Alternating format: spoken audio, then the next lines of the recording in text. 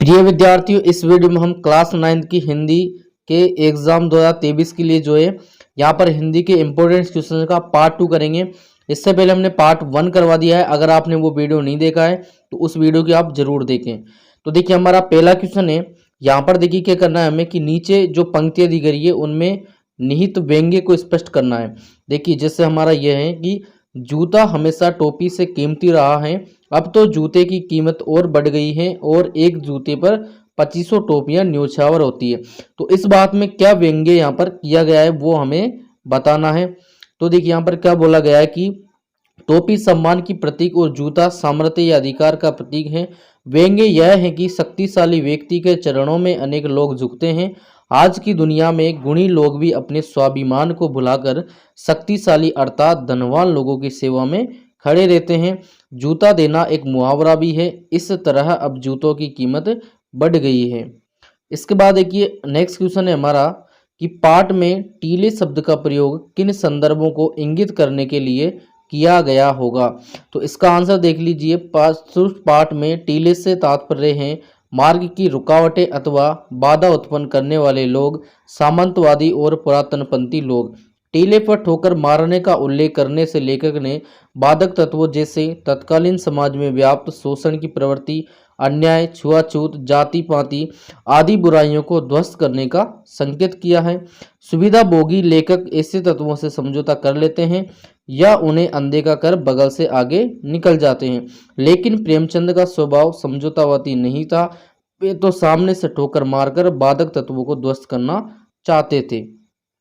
इसके बाद हमारा नेक्स्ट क्वेश्चन है कि प्रेमचंद की फोटो में उनके जूते देखकर लेखक क्या सोचने लगता है। तो देखिए, प्रेमचंद की फोटो में उनके बेतरतीब बंधे जूतों को और बाएं पैर के फटे जूते को देखकर लेखक सोचने लगता है कि जिस आदमी की फोटो खिंचाने की अगर यह पोशाक है तो प्रतिदिन पहनने की पोशाक कैसी होगी। क्या इस आदमी के पास अलग अलग पोशाकें नहीं होंगी या इसमें पोशाकें बदलने का गुण नहीं होगा, ये वो सोचता था। इसके बाद देखिए, एक क्वेश्चन है कि कुम्मन दास कौन थे, उनका जूता कैसे घिस गया था। तो कुम्मन दास भक्ति काल में कृष्ण भक्ति शाखा में अष्टचाप के कवि एवं वल्लभाचार्य के शिष्य थे। एक बार बादशाह अकबर के बुलावे पर वे उनसे मिलने फतेहपुर सीकरी गए थे। वह स्थान उनके निवास से काफी दूर था। इस कारण फतेहपुर सीकरी जाने व लौट आने में उनके जूते घिस गए थे। इसलिए उन्होंने कहा कि आवत जात पनेया घिस गई बिसर गयो हरि नाम, अर्थात फतेहपुर सीकरी आते जाते पैरों की जूतियां तो घिसी ही, ईश्वर के नाम स्मरण में भी बाधा पड़ी। इसके बाद देखिए, नेक्स्ट क्वेश्चन है लेखिका उर्दू फारसी क्यों नहीं सीख पाई।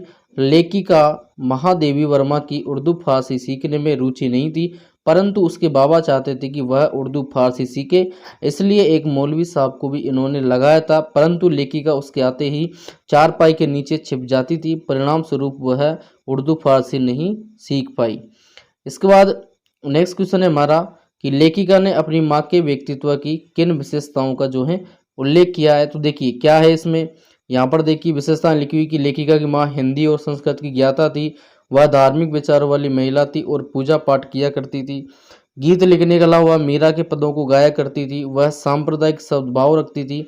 नवाब साहब के परिवार से उनका पारिवारिक जैसा संबंध था।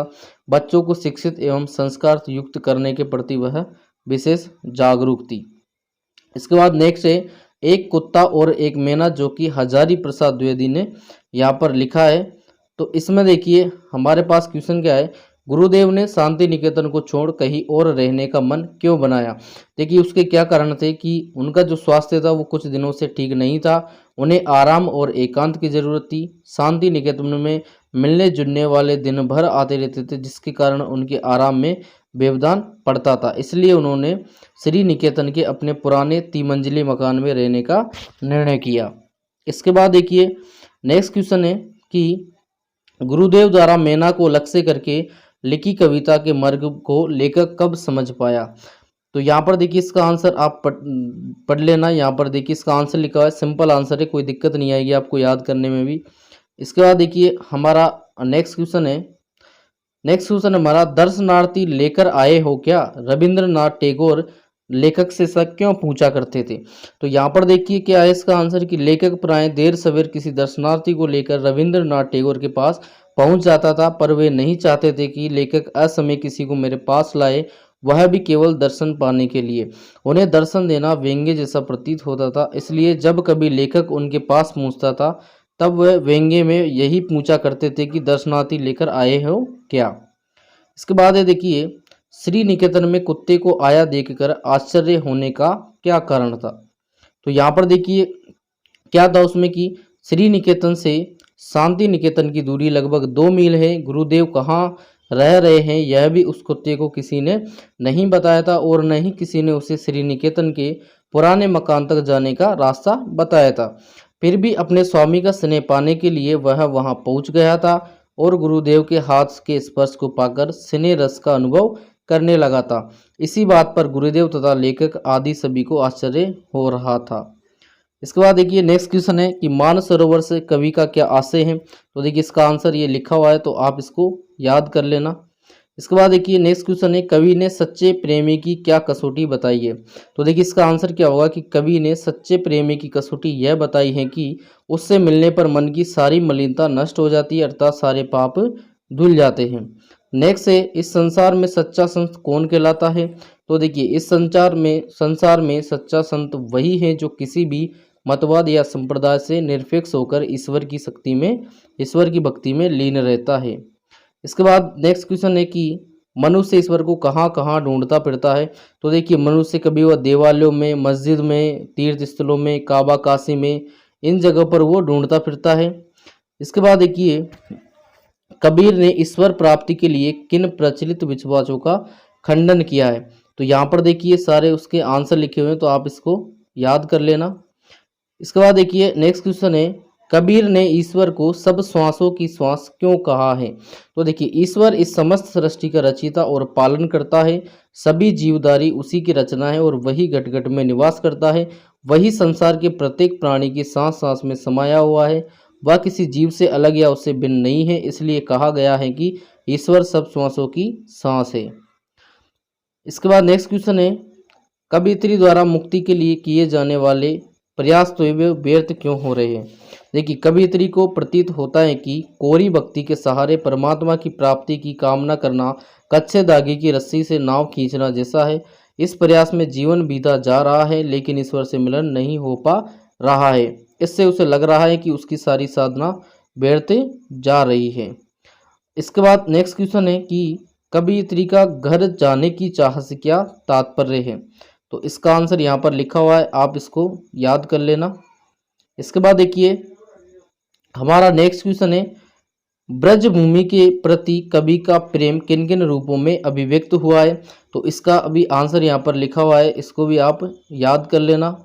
इसके बाद देखिए नेक्स्ट क्वेश्चन है कवि का ब्रज के वन, बाग और तालाब को निहारने के पीछे क्या कारण है।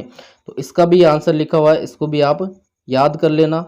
इसके बाद नेक्स्ट क्वेश्चन है एक लकुटी और कामरिया पर कवि सब कुछ न्योछावर करने को क्यों तैयार है। तो ये इसका आंसर है, तो इसको भी आप याद कर लेना। इसके बाद नेक्स्ट है सखी ने गोपी से कृष्ण का कैसा रूप धारण करने का आग्रह किया था, अपने शब्दों में वर्णन कीजिए। तो यहाँ पर देखिए ये इसका आंसर लिखा हुआ है, तो इसको भी आप सिंपली याद कर सकते हो। इसके बाद देखिए नेक्स्ट क्वेश्चन है कि कोयल की कूक सुनकर कवि की क्या प्रतिक्रिया थी। देखिए तो यहाँ पर ये इसका आंसर लिखा हुआ है, आप इसको याद कर लेना। इसके बाद नेक्स्ट क्वेश्चन है कि कवि ने कोकिल के बोलने के किन कारणों की संभावना जताई। तो यहाँ पर देखिए इसके ये कारण लिखे हुए हैं, इसको आप याद कर लेना। इसके बाद देखिए किस शासन की तुलना तम के प्रभाव से की गई है और क्यों। तो यहाँ पर देखिए इसका क्या आंसर है कि तत्कालीन ब्रिटिश शासन की तुलना तम के प्रभाव से की गई है क्योंकि वे क्रांतिकारियों को जेल की काली दीवारों के भीतर कैद कर देते थे। वे उन्हें तरह तरह की यातनाएं देते थे और उनके साथ कोल्हू के बैल की तरह दुर्व्यवहार करते थे। इसके बाद देखिए नेक्स्ट क्वेश्चन है, यहाँ पर देखिए हमारा नेक्स्ट क्वेश्चन है कि अर्धरात्रि में कोयल की चीख से कवि को क्या अंदेशा है। तो यहाँ पर देखिए इसका आंसर क्या होगा कि कवि को अंदेशा है कि कोयल कैदियों पर होने वाले अत्याचारों को देखकर द्रवित हो उठी है, जिसके कारण आधी रात में उसके मुख से जो पगला जाने के कारण चीख निकल पड़ी है। इसके बाद नेक्स्ट क्वेश्चन है, कवि को कोयल से ईर्ष्या क्यों हो रही है? तो यहाँ पर देखिए इसका आंसर लिखा हुआ है, आप इसको याद कर लेना। इसके बाद हमारा नेक्स्ट क्वेश्चन है कि हथकड़ियों को गहना क्यों कहा गया है? तो यहाँ पर देखिए इसका आंसर लिखा हुआ है, इसको भी आप जो है याद कर लेना। इसके बाद हमारा नेक्स्ट क्वेश्चन है, कवि ने गांव को हरता जनमन क्यों कहा है? तो इसका भी आंसर यहाँ पर लिखा हुआ है। इसके बाद देखिए नेक्स्ट क्वेश्चन है, गांव को मरकत डिब्बे सा खुला क्यों कहा गया है? तो ये इसका आंसर है, इसको आप याद कर लेना। इसके बाद नेक्स्ट क्वेश्चन है, अरहर और सनई के खेत कवि को कैसे दिखाई देते हैं? तो इसका उत्तर क्या होगा? देखिए अरहर और सनई की फसलें जब पक जाती हैं तो उनकी सुनहरी बालियां पककर सूख जाती हैं, तब उनकी फलियां हवा के चलने पर कड़धनियों की तरह बजने लगती हैं। नेक्स्ट क्वेश्चन है कि सरसों को सयानी कहकर कवि क्या कहना चाहता है? तो ये इसका आंसर लिखा हुआ है, आप इसको याद कर लेना। इसके बाद नेक्स्ट है, अलसी के लिए हठीली विशेषण का प्रयोग क्यों किया गया है? तो ये इसका आंसर है, इसको भी आप जो है याद कर लेना। इसके बाद देखिए, लता ने बादल रूपी मेहमान को किस तरह देखा और क्यों? तो यहाँ पर इसका आंसर हो जाएगा, बादल रूपी मेहमान एक वर्ष बाद आया था, इसलिए लता रूपी विवाहिता ने पेड़ रूपी किवाड़ की ओट में छिपकर देखा, क्योंकि जो है बादल रूपी प्रियतम की दीर्घ प्रतीक्षा जो है वहाँ पर कर रही थी। इसके बाद नेक्स्ट है, मेघ रूपी मेहमान के आने से वातावरण में क्या परिवर्तन हुए? देखिए क्या होता है, हवा से दरवाजे खिड़कियां खुलने लगी, पेड़ झुकने लगे, पीपल जैसे बड़े पेड़ दौड़ने लगे, बेलें हर्षित हुई, तालाब में लहरें उठने लगी, क्षितिज पर बादल उमड़ने और गरजने लगे, बिजली चमकने लगी, रिमझिम वर्षा होने लगी और नदी में जो है लहरें उठने लगी। इसके बाद नेक्स्ट क्वेश्चन है कि मेघों के लिए बन ठन के समर के आने की बात क्यों कही गई है? इसका आंसर होगा कि मेघों के लिए बन ठन के समर के आने की बात इसलिए कही गई है क्योंकि उनके आने से गांव वालों के मन में ठीक वैसा ही उल्लास छा जाता है जैसे किसी सजे संवरे दामाद के गांव में आने पर छा जाता है। इसके बाद नेक्स्ट क्वेश्चन है कि कवि को दक्षिण दिशा पहचानने में कभी मुश्किल क्यों नहीं हुई? तो ये उसका आंसर है, तो आप इसको याद कर लेना। इसके बाद नेक्स्ट क्वेश्चन है कि कवि ने ऐसा क्यों कहा कि दक्षिण को लांग लेना संभव नहीं था? तो ये इसका आंसर है, इसको भी आप जो है याद कर लेना। इसके बाद हमारा नेक्स्ट क्वेश्चन है, कवि के अनुसार आज हर दिशा दक्षिण दिशा क्यों हो गई है? तो ये इसका आंसर लिखा हुआ है, इसको भी आप जो है याद कर लेना। इसके बाद देखिए नेक्स्ट क्वेश्चन है, सुविधा और मनोरंजन के उपकरणों से बच्चे वंचित क्यों हैं? तो ये इसका कारण लिखा हुआ है, तो इसको भी आप जो है याद कर लेना। इसके बाद देखिए हमारा नेक्स्ट क्वेश्चन है कि बच्चों का काम पर जाना धरती के एक बड़े हादसे के समान क्यों है? तो यहाँ पर देखिए ये इसका आंसर क्या होगा कि बच्चों का काम पर जाना एक बड़े हादसे के समान इसलिए है क्योंकि उनकी जो अवस्था खेलने कूदने और पढ़ने की होती है उस अवस्था में गरीबी के कारण उन्हें अपने और अपने परिवार के पेटों की भूख मिटाने के लिए काम पर जाना पड़ता है। यह उनके साथ अन्याय है, इससे उनका भविष्य अंधकार में डूब जाता है। उनका बचपन में मजदूरी के कारण जो है बचपन में मजबूरी के कारण काम करना धरती के एक बड़े हादसे से कम नहीं है। तो इस तरह से डियर स्टूडेंट्स हमने यहाँ पर देखिए पार्ट 1 और पार्ट 2 दोनों में जो है हमारी जो कक्षा 9 की पहली किताब है क्षितिज, उसके जो है सारे इंपॉर्टेंट क्वेश्चन यहाँ पर हमने कवर कर लिए हैं। अब नेक्स्ट पार्ट में जो पार्ट 3 आएगा उसमें जो आपकी सेकंड बुक है उसके सारे इंपॉर्टेंट क्वेश्चन हम कवर करेंगे। तो मैं समझता हूँ डियर स्टूडेंट्स आपको जो ये वीडियो हेल्पफुल लगा होगा। अगर आप हमारे चैनल पर नए हैं तो चैनल को सब्सक्राइब आप जरूर कर लें और इस वीडियो को जो है लाइक एंड शेयर जरूर करें।